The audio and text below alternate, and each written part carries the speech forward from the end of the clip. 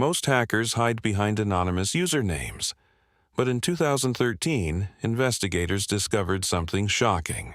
Someone had broken into sensitive U.S. government systems, not just one system, multiple agencies, including networks connected to the FBI and the U.S. military. At first, investigators assumed it had to be a professional cyber criminal group, maybe even a foreign government. But when they finally traced the attacks, they discovered something nobody expected. The hacker was a teenager, sitting in his bedroom, on the other side of the world. His name was Laurie Love. He was a British student who grew up in the United Kingdom. From a young age, he was fascinated by computers. While most kids were playing games online, Laurie was learning how the internet actually worked. He taught himself programming, networking, and eventually cybersecurity.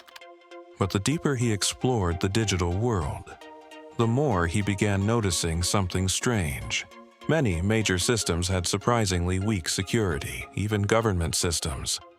Passwords were reused, servers were misconfigured, and some networks had vulnerabilities that hadn't been patched for years. To someone curious about technology, it looked like a giant puzzle waiting to be solved. According to investigators, Laurie didn't begin by targeting major agencies. He started small, looking for weak points across different networks.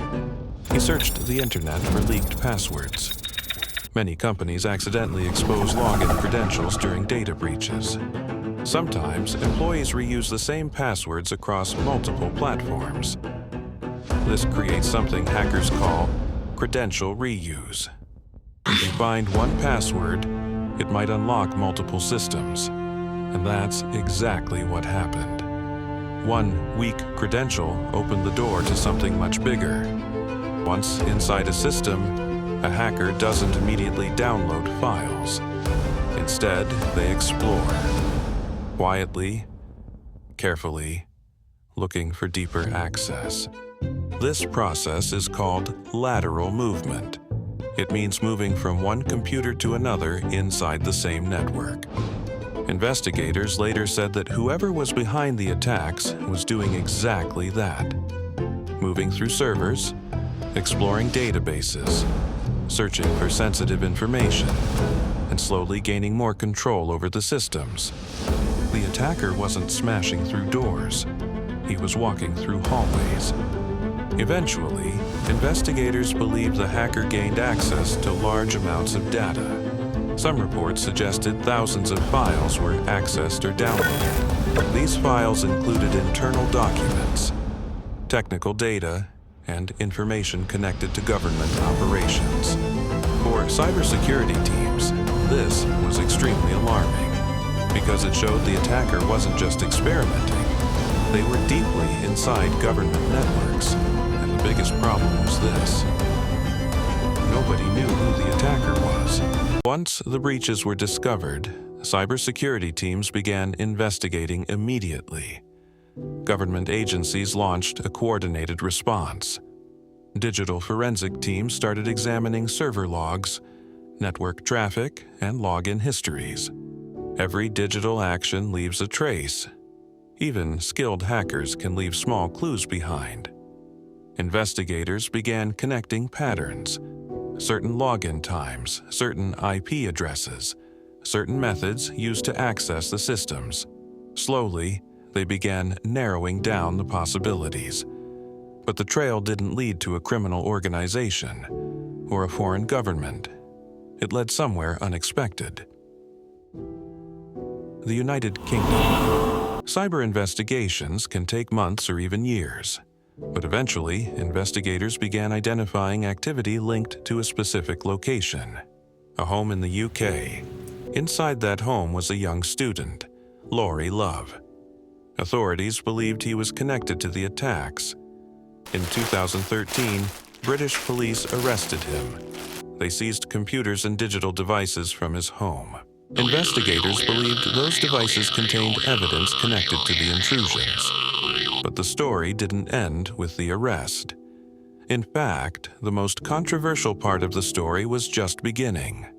The United States government wanted Lori Love extradited. That means they wanted him sent to the U.S. to face trial.